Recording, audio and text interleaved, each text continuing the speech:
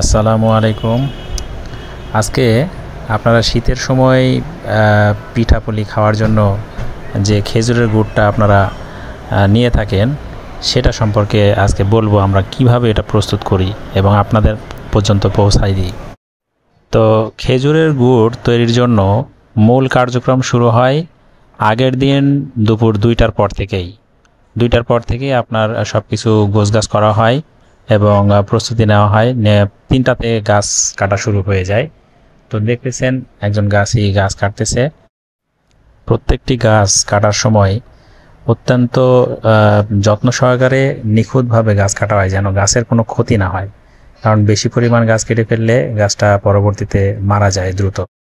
গাছ কাটা হয়ে গেলে যেখানে আমরা গাছের ঘাট বলি, অর্থাৎ যে অংশটুকু কাটা হয়, এখানে আমরা চুন মিশাই দিই হালকা ব্রাশ দিয়ে, যাতে করে আপনার রসটা ক্লিয়ার হয় এবং স্বচ্ছ হয়।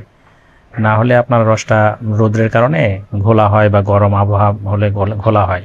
এরপরে এই যে মাটির কলসটা আমরা গাছে লাগিয়ে রেখে দিই, সারা রাত এটাতে রস জমা হয় পড়ে, এবং পরের দিন ভোরে উঠে যায়, গিয়ে এই রসটা নামায় নিয়ে আসি। এভাবে একটা একটা করে গাছ থেকে আমরা রস সবগুলো নামায় একত্রিত করে বাসায় নিয়ে গিয়ে আপনার বড় একটা কড়াই আছে, এটাকে আমরা কড়াই বলি আর কি, টিনের পাত্র।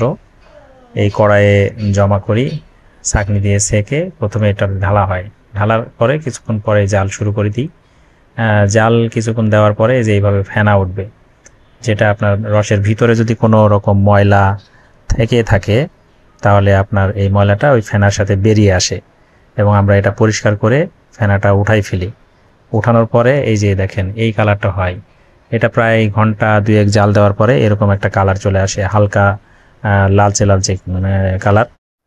এইভাবে এই কালার আসার পরেও আরও ঘন্টা 2-1 জাল দেওয়ার পরে আপনার আস্তে আস্তে এটা লালচে বর্ণ থাকে, আরও লালচে কালার চলে আসে, যেটা গুড়ের কালারটা আপনারা দেখছেন।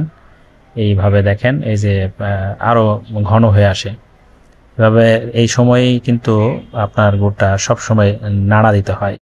এই সময়টাতে যদি নাড়া বন্ধ করা হয় তাহলে গুড়টা অনেক সময় পুড়ে যায়।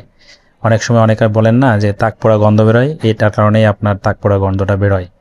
যাই হোক, গুড় হয়ে গেলে এভাবে আমরা নামাই নিয়ে গুড়টাকে হালকা ঠান্ডা করি।